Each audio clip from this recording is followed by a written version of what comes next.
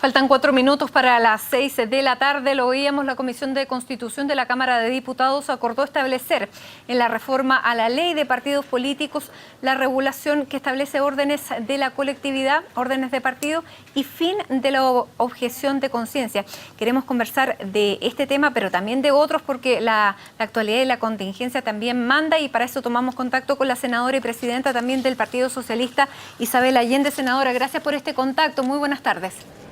Buenas tardes, Matilde. Gusto saludarla. Sí, senadora, quiero partir por el paro en el registro civil. ¿Le parece una buena estrategia pedir que se termine un paro amenazando a los trabajadores? Lo que puedo decirle es que la verdad es que yo creo que el gobierno también ha mostrado bastante disposición a escuchar, en el sentido que una y otra vez ha tratado de reunir y presentar distintas alternativas y propuestas para una huelga que no existe. Esto obviamente es un paro ilegal porque está prohibido hacer movimiento de huelga, digamos, en el servicio público, y yo creo que tampoco podemos seguir en este momento teniendo de cautivo rehenes a una población muy numerosa, además con una discriminación lamentable y dolorosa, como ocurre hoy día con los inmigrantes o extranjeros que en nuestro país requieren urgentemente su certificado para poder tener trabajo o lo que sea, y la verdad es que ya no da más. Yo creo que el gobierno tiene que efectivamente encontrar ese punto de diálogo, que lo ha intentado y no ha logrado, porque yo creo que aquí ha habido un exceso de dureza o un exceso de obstinación y quizás no comprender, por legítima que puedan aparecer algunas reivindicaciones, no comprender que estamos en una situación económica bastante más restrictiva y que ellos han tenido diversos reajustes a lo largo de este último tiempo, que tiene una media de sueldo que está bastante por encima a lo mejor de muchos otros servicios, y eso también lo saben, que nunca hubo una promesa concreta, específica de un bono, pero sobre todo apelar a los trabajadores que tomen conciencia que se les hizo una oferta que no es desdeñable, que es importante, dentro de un marco de restricción económica, y que no son los únicos de este país. Mire, yo tengo un profundo dolor de decirle que nosotros hemos tenido que aceptar que se han despedido alrededor de 650 personas en Codelco, porque tenemos un tremendo desafío, porque necesitamos salir adelante, porque es importante que Codelco disminuya costos y sea capaz de proyectarse en sus proyectos que le permitirán sustentabilidad por un tiempo. Pero esto ha significado desde trabajadores a supervisores. Entonces también un llamado a este servicio, que cumple un rol esencialísimo para la población, y que yo comparto la indignación que tiene la gente, que ha tenido que pasar noches enteras, sí, y que ya no da más. Y el llamado es decir, esto no puede prolongarse más. La presidenta Michelle Bachelet ayer lo dijo, la gente no se merece esto. ¿Usted ve alguna motivación política detrás de la dirigencia de los trabajadores del registro civil? Mire, yo no me quiero pronunciar si existe o no existe una motivación política, porque si existiera una motivación política sería de tal pequeñez que me costaría creer que gente que desempeña el cargo gremial tuviera ese nivel de conducta que sería completamente reprochable en términos éticos. Yo quiero pensar que están equivocados en el camino de tanta inflexibilidad, de no aceptar ofrecimientos, de no entender que están haciendo un tremendo perjuicio, y que ya llegó la hora de sentarse, ser razonable y decir, digamos la verdad, nosotros estamos en una condición bastante mejor que muchas otras personas, muchos otros servicios, y peor aún, como le digo, hemos tenido que soportar incluso despidos dolorosos como los de Codelco. En el último paro del registro civil, que fue el 2013, durante el gobierno de Sebastián Piñera, el senador Andrés Saldívar ofició como especie de mediador. En este caso, ¿podría haber una iniciativa como esta, por ejemplo, por parte de algún senador de gobierno?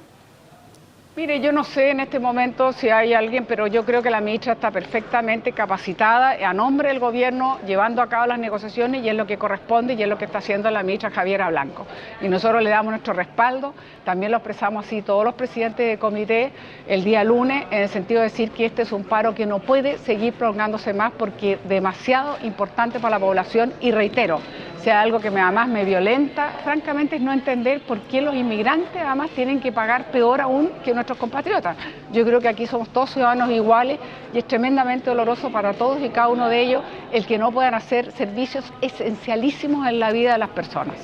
Senadora, lo anunciábamos cuando la presentábamos, otro tema que hay hoy día en agenda, que es dentro de la ley de partidos políticos, esta aprobación a la orden de partido en temas de conciencia, por ejemplo, y lineamientos políticos. ¿Usted está de acuerdo con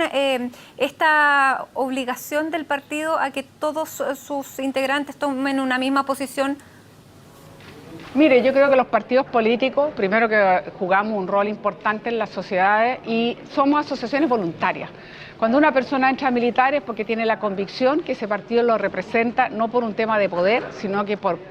el proyecto, por los ideales, por su estatuto, por su forma de comportarse, y yo creo que uno asume un compromiso. Hay deberes y derechos, así como uno tiene los derechos a postularse, a tener cargos de representación popular o a ejercer cargo en el Ejecutivo o a ser nominado en cualquier nivel, también tiene que tener esos derechos, también tiene que tener deberes, y esos deberes me parecen importantes y necesarios, porque un partido no puede permitirse que tenga parlamentarios que van completamente en su voto en la línea contraria a lo que tome democráticamente, por supuesto, como decisión el partido. Por lo tanto, para eso nosotros tenemos las reuniones de mesa, la comisión política, nuestra propia bancada parlamentaria, son las instancias democráticas, o ya si usted quiere otros niveles, comité central, en fin, donde se toman las decisiones. Una vez que se toman las decisiones, que pueden ser unánimes o pueden ser por mayoría, evidentemente que hay que acatarlas, porque eso es lo razonable y así se debe manejar la política con reglas claras. La objeción de conciencia no existe, es una figura que nosotros estamos inventando, solo existe, entiendo yo, y que ha existido para los casos de violaciones graves de los derechos humanos en las cuales las personas que eran llamadas para ejercer el servicio obligatorio militar, digamos, podían obviamente establecer una objeción de conciencia en sus casos, pero no existe. Pero, por ejemplo, como tal. Son temas valóricos, sí. Los temas valóricos se discutirán. ¿Sí? Y estoy pensando precisamente en ese, porque, por ejemplo, en un partido que es amplio, por ejemplo, el Partido Socialista no es un partido confesional, pero hay un parlamentario que es profundamente católico y que no quiere votar, por ejemplo, la despenalización del aborto. ¿Qué pasa en ese caso?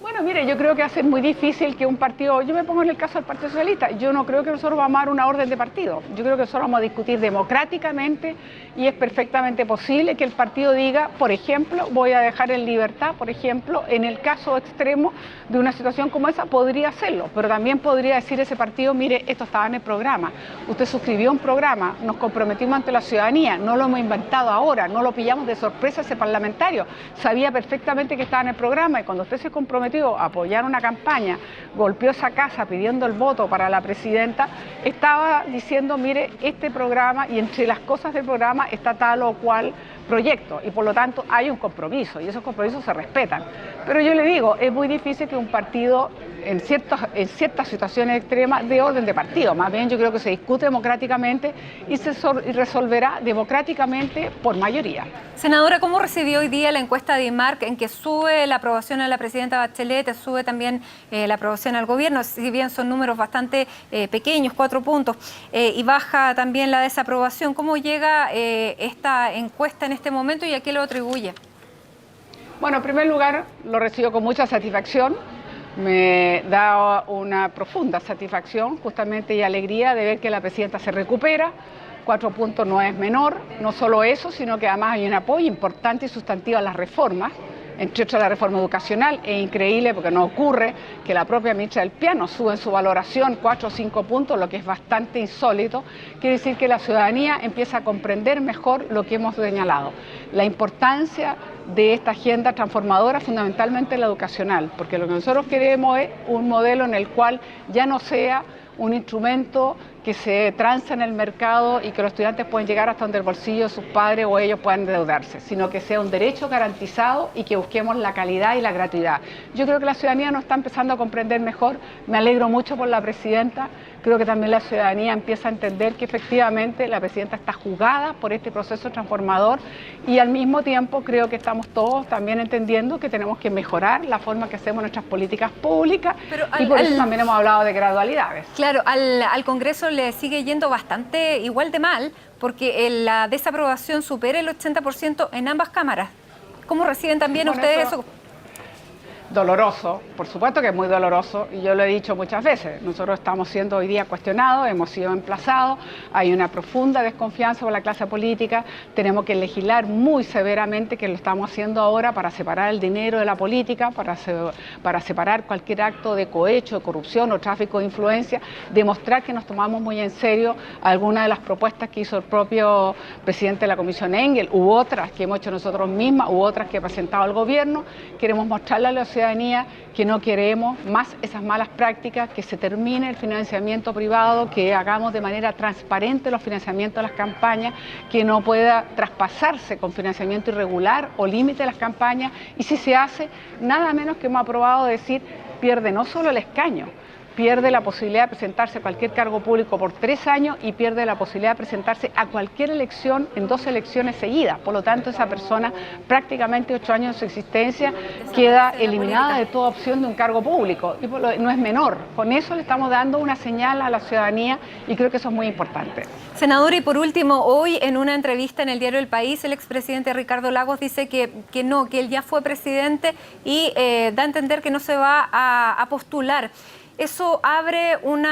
más bien un compromiso para usted, un desafío para usted que también está dentro de las personas presidenciables, dentro de la nueva mayoría?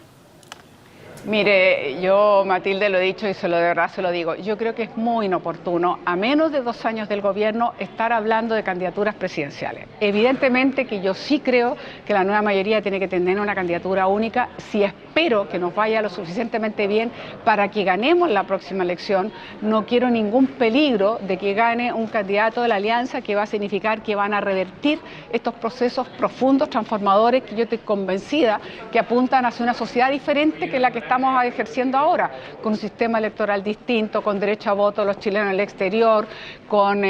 cuotas para las mujeres, es decir, mucho más democrática, mucho más, digamos, integradora, con una educación que va a ser un bien garantizado y no este instrumento de mercado, en fin. Entonces yo lo único que digo es que tenemos que terminar bien este gobierno, tenemos que ganar la próxima elección, proyectar la nueva mayoría e impedir que pudiéramos tener cualquier situación de revertir estos procesos de cambio, porque yo estoy convencida que son necesarios y le van a hacer bien a este país. Senadora Isabel Allende, muchísimas gracias por este contacto. Buenas tardes. Gracias a ustedes. Buenas tardes.